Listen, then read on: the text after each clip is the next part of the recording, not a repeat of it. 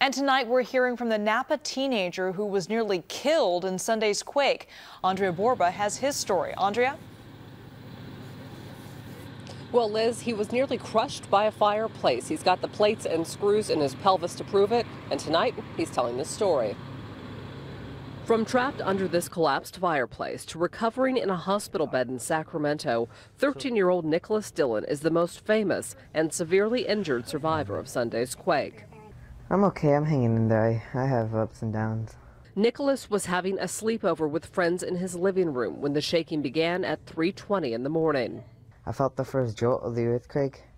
I spun around. I saw my friend. I yelled his name 4 times, waited for him to back all the way up to the front of the couch. And then as soon as I made sure he was in the front of the couch where he couldn't get hurt, I started crawling to get to the door. And just as I put my right knee on the floor, the chimney collapsed on my back. Covered in bricks and mortar, Nicholas tried to move more, but couldn't. I crawled out of them. Yeah, I didn't have all of them on top of me. I don't know how many landed on me, but I just remember crawling. I thought I was paralyzed. I thought I was paralyzed for the first 30 seconds. I couldn't feel my legs. I couldn't feel my back. He remembers family, neighbors, and paramedics getting him to Queen of the Valley in Napa before he went to UC Davis in Sacramento for 10 hours of surgery to put his pelvis back together. Doctors say the kid who plays fullback on his soccer team will be in a wheelchair for 6 months, though Nicholas has other plans. I know it's gonna hurt, but 4 months is my goal.